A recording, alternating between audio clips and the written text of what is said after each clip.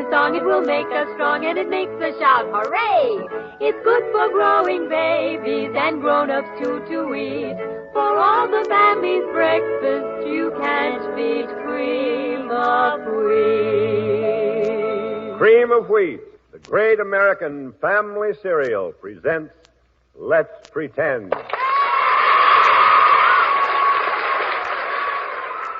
Hello, pretenders. Well, it's a story about King Arthur today. So, Gwen, whose turn is to say how we travel to Let's Pretend? Oh, Bill Lipton hasn't said for a long time. Well, if we're going back more than 1,000 years to the days of King Arthur, we'll have to travel fast. I choose a jet plane. Oh, a jet plane it is, Bill. Okay, 1, 2, 3. And there we are. Into the cabin, everybody. Fasten your safety harness and oxygen mask at the ready. Let's go!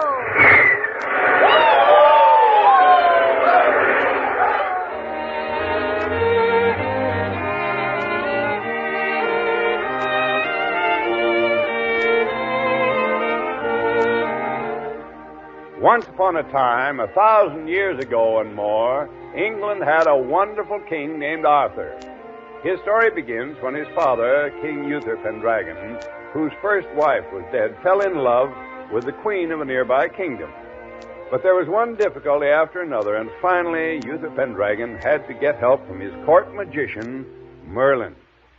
You will help me, Merlin. Come, travel with me at once. I may have need of all your magic arts. I will, my lord king, on one condition. A condition? I am Uther Pendragon, king of England. I am unaccustomed to conditions. True. And I am Merlin, wisest of wizards, advisor, protector, and seer of the future. Without me, how do you think you would have fared against the Celts? Without me... Your pardon, Merlin. I forgot myself. You have a condition for helping me. What is it? When, with my help, you have won this queen and are happily married, you will have at last a son. What? A son? A son to take over the throne when I am gone? Merlin, is it true? It will be so, my lord. And I ask that as soon as he is born, you deliver this boy child to me, to rear as I see fit. Deliver him to you? But, Merlin, for years I've dreamed of a son. There will be many who wish harm to a new heir to the throne. Your daughter, Morgan Le Fay, whom I myself taught magic, knows dangerous enchantments. Morgan Le Fay? But the babe would be her own half-brother. Aye, but would that stop Morgan Le Fay? Do not let her beauty or your father's heart blind you to Morgan's schemes and hopes, Uther. She would be the next ruler of England. But she must know that cannot be. England must have a strong warrior king. Then give me the son who will be born. Very well, Merlin. It is a promise. Now can we ride at once?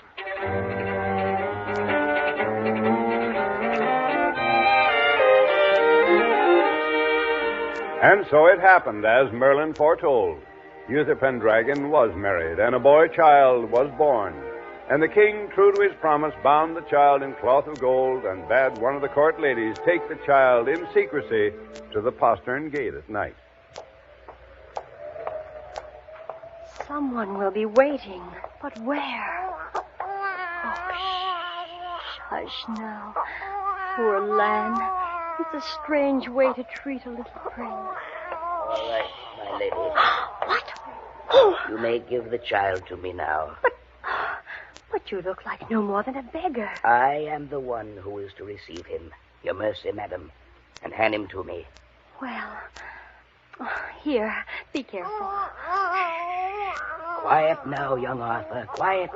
What? What did you call him? I called him by his name. But he has no name yet. He has not been christened. He will be soon. Christened Arthur. And now you will forget this whole matter. Good night, my lady.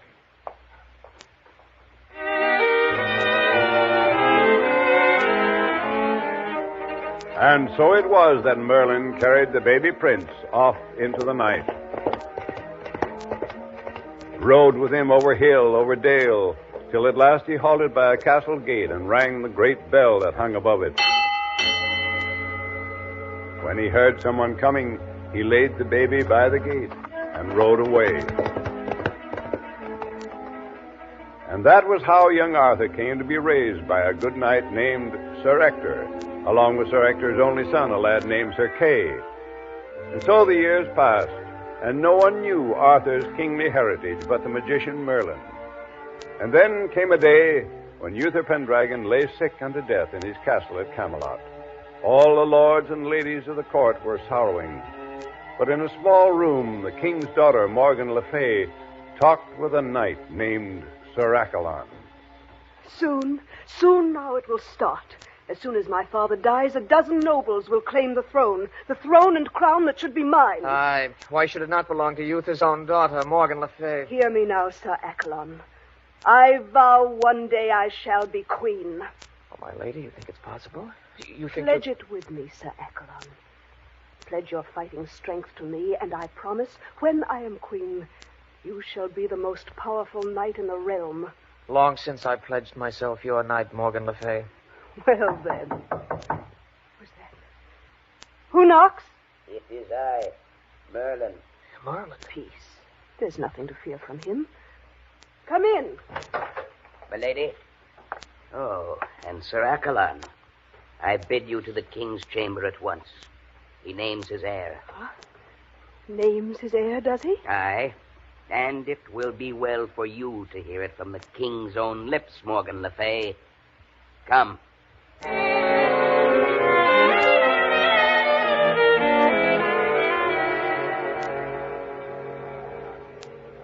Lords and ladies all, the king is sinking fast. Pray for his soul. My lord Archbishop, has he spoken yet? Has he named his heir? He thinks no longer of earthly things, Merlin. Stand back, fall to your knees. Your pardon, your grace, but he must speak. Uther Pendragon. Merlin, old friend, Merlin. Name him now, the next ruler of England. Your son, Arthur. What does Merlin say to my father? The next ruler of England, my son, Arthur. My lords, ladies, enough. Your king, Uther Pendragon, lives no more. May God receive his soul. Aye. God receive his soul. And we will deal with this talk of Arthur later.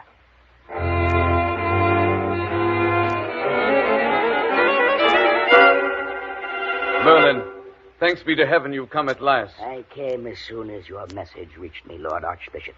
How may I serve you? Tell me, was it some witchcraft of yours when the king spoke of a son named Arthur? It was no witchcraft, your grace, but the simple truth. Uther Pendragon's son is a full-grown lad of 16 now, strong, brave, and handsome, and a fit heir to the crown. Where is he, then? Why does he not come forward and end the outcries and tumult? Half the nobles of England claim the throne, and Morgan Le Fay schemes day and night. Your grace, the country is indeed in a tumult, such a tumult, that even should I bring forward the lad, how many would take my word that he is Uther's son? Aye, you are right, Merlin. How would anything, short of a sign from heaven, convince the quarreling nobles that one lad above all others should be their king? Your grace, there will be a sign from heaven. What? What are you saying, wizard? Long ago, I saw it in the crystal that foreshadows the future, your grace. There will be a sign from heaven to convince all Arthur is our king.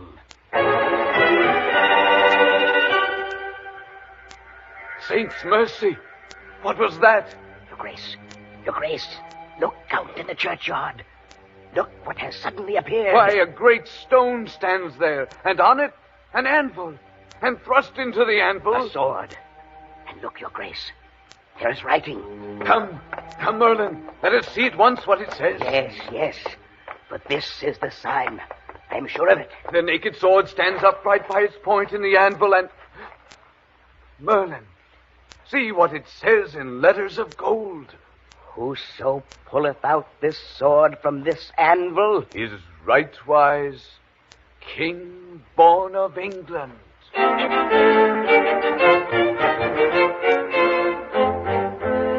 And so, as the news of the sword and the anvil passed among the people, knights came from far and near to try to pull it forth. Now I shall shall essay it. Enough, you cannot stir it. My turn. King of England, forsooth. Why does it not read Queen? Well, Sir Accolon, would you be king and have me for your queen? Then do you essay the sword. For you, Morgan Le Fay, I can but try.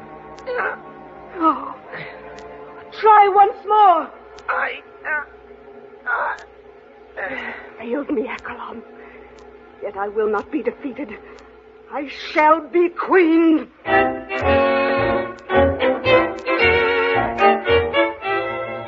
Now did shouting and confusion rise again when it seemed no one could move the sword. So finally Merlin suggested a great tournament to take everyone's mind from their quarreling for a while.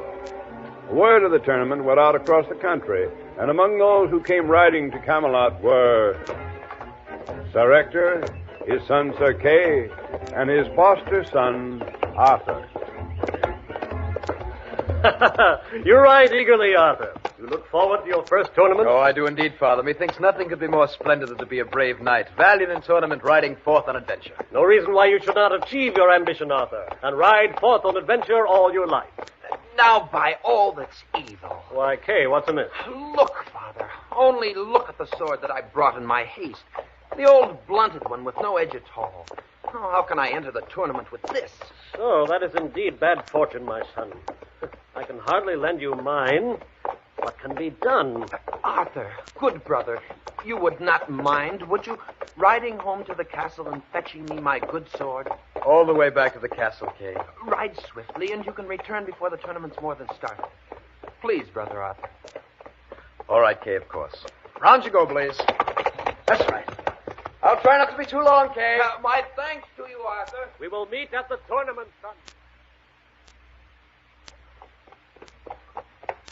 It's not that I begrudge the errand. But if there were only someplace nearer where I could find a sword for Kay. Wait. What is that? Ho, Blaze, ho! Out there in the churchyard. That sword thrust into the stone. And all those who got it have gone to the tournament. Well, I can at least try.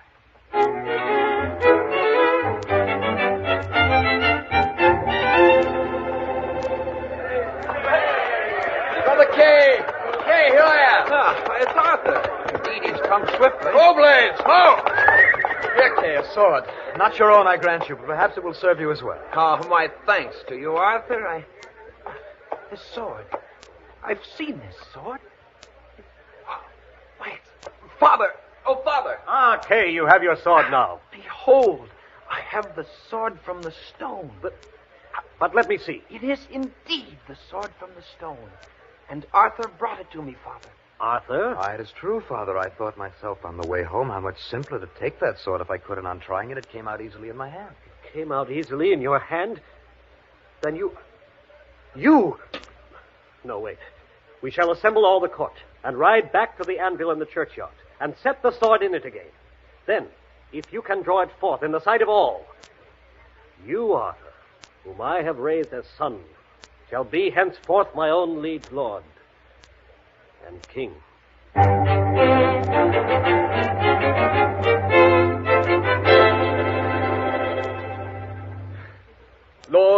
Lords and ladies, attend me now. The sword is firmly in the anvil again. Now shall Arthur, foster son of Sir Ector, essay to remove it. Go forth, Arthur. Yes, step forward now. Grasp the handle. He draws it forth with ease. Wherefore he is, as the anvil says, King, born of England, Arthur, son of Uther Pendragon. It is God's will. Long live the king. Oh,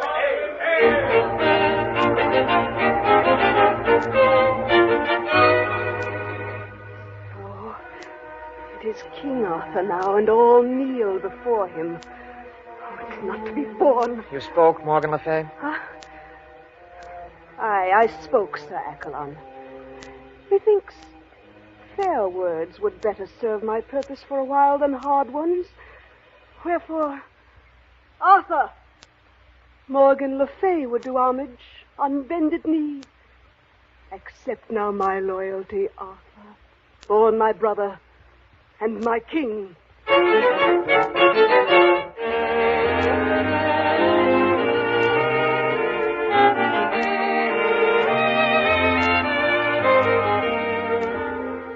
As the wizard Merlin foretold, Arthur, son of Uther Pendragon, has become King of England, and all have come to love him, all save one.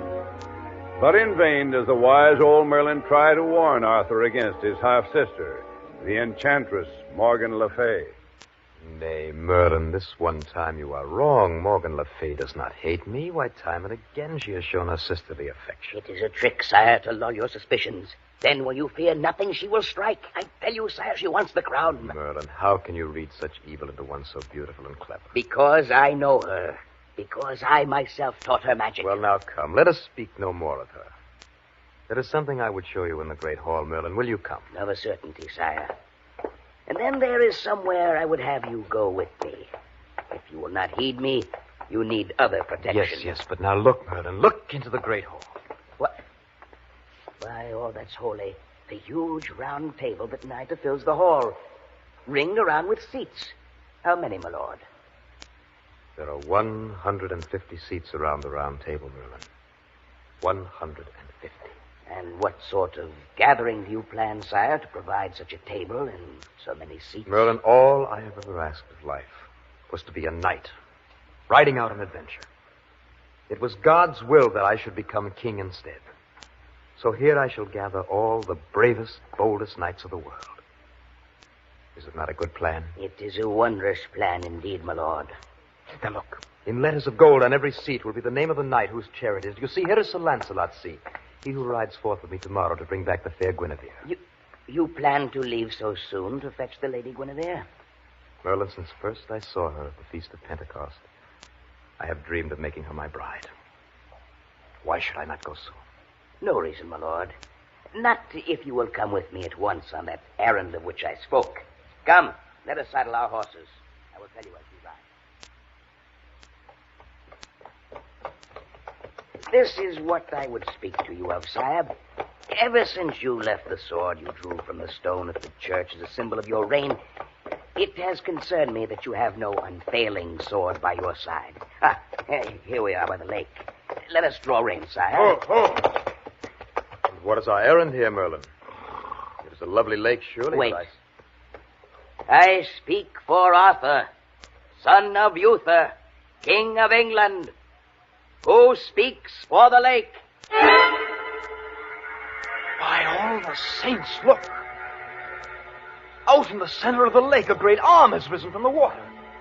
Holding a sword. Aye, but now look closer to the shore. See who rises from the water there and walks towards us. A fair damsel all in white. I am the lady of the lake, and the fair sword yonder is yours, Arthur, if you promise me one favor in exchange. One favor? Only name it, my lady. In my own time I shall name it. Only beware of any who may come falsely in my name demanding it. That I will. Then row forth now on that barge yonder, and take your sword, Excalibur. So long as it is in your hands, no one can prevail against you. And so Arthur received the great sword Excalibur. And when Morgan Le Fay saw it that evening at the castle, a sudden plan was born in her heart.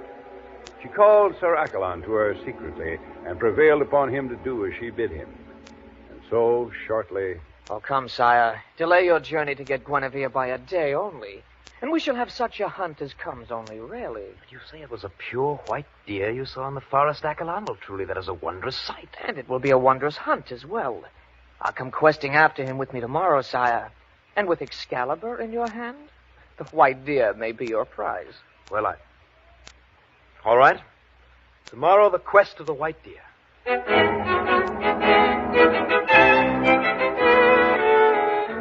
And so, as Morgan Le Fay had told him to do, Sir Accolon lured King Arthur into the forest. Deeper and deeper they went, and there was no sight of the deer. But suddenly they found themselves near a remote lake, and beside the lake was a bright canvas pavilion.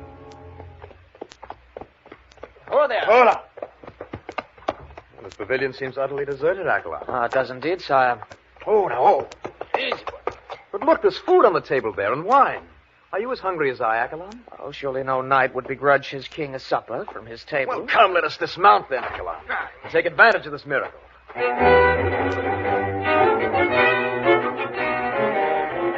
And so King Arthur and Sir Accolon ate and drank, and almost at once they both fell into a heavy slumber, for the food and drink had been enchanted by Morgan Le Fay, who had gone on before them by her magic. And so soon as they lay there asleep, she appeared again and took Arthur's sword Excalibur and buckled it on Sir Accolon. And to Arthur she gave a false copy of Excalibur. And anon Arthur awoke, and he was alone. But where is Accolon? Where has he betaken himself? Truly, I feel a curious numbness. And there is a weird sense of mystery over all this place. Well, come, I must mount and ride hence and find Accolon. No, Arthur. Go not yet. Great heavens, rising from the lake, that figure. You promised me one boon, Arthur, in exchange for the sword Excalibur. I promised the Lady of the Lake. But are you she? You look like her, but your voice... Doubt me not, Arthur. Or would you refuse the favor you promised? No, not that. Of course I would. Then hear me. This bright pavilion by which you have rested belongs to an evil knight who wishes me harm. Fight him for me, Arthur, when he rides from the forest. That is all I ask. That food and drink were drugged. If I could be sure you were the Lady of the Lake. You would forswear your promise. No, I tell you, I would not. Look! He comes even now. Quickly, sire. Your helmet on your head. Yes, that's right. Here he leaps from his horse. He charges toward you, sword held high. Very well, if he demands a fight. At you, knight on guard. A brave Arthur. Once knight. What is amiss with this sword? Excalibur, where is your keen edge? Your something... He is wounded. There is evil magic at work. This is not Excalibur. And you, Sir Knight, whoever you are, you have my sword. Look out, I come at you barehanded. Mercy! Excalibur! Now I have you in my hand.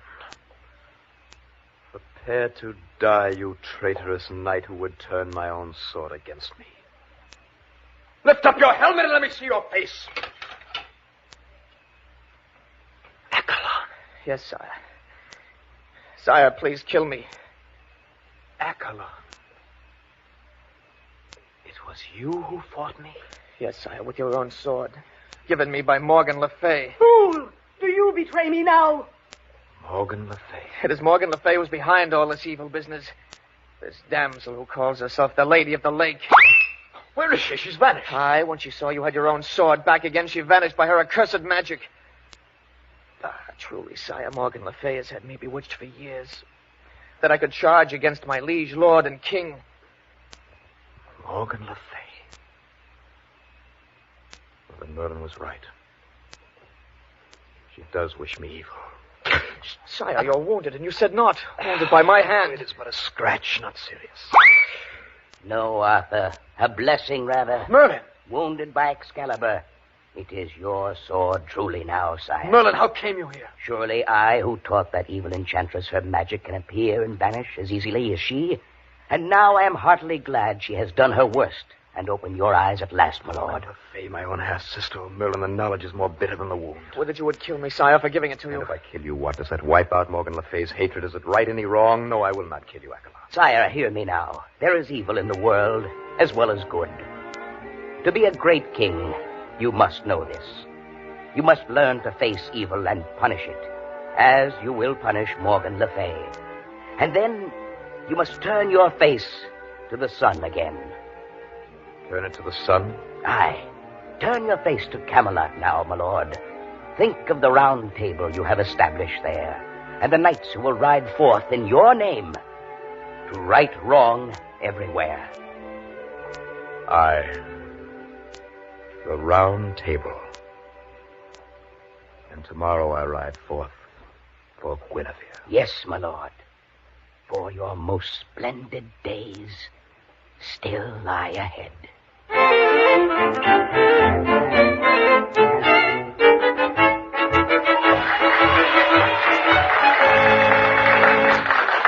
Well, what Merlin said was true, you know. King Arthur's greatest days did still lie ahead. And from his round table, dozens of knights rode forth on dozens of wonderful adventures. Sometime we'll tell you of their deeds, Sir Launcelot, Sir Galahad, and the rest. But in today's story of King Arthur and how he won his sword, the pretenders were Uther Pendragon, Bill Lipton, Merlin, Michael O'Dang, Arthur, Bob Reddick, Morgan Le Fay, Miriam Wolfe, Accolon, Jack Rhymes, the Archbishop, Roger Sullivan, Sir Ector, Arthur Anderson. Sir Kay, James Lee, the Lady of the Lake, Sybil Trent. and the Lady in Waiting. Gwen Davies. The original music was composed and conducted by Maurice Brown. Let's Pretend is directed by Gene Height. And today's story was written especially for this program by Johanna Johnston. And remember, Let's Pretend comes to you from New York City. So if you live nearby, do come to see a broadcast some Saturday. Just write for free tickets to CBS Radio, New York City. This is Bill Adams saying, remember to eat Cream of Wheat, the great American family cereal. This is CBS, the Columbia Broadcasting System.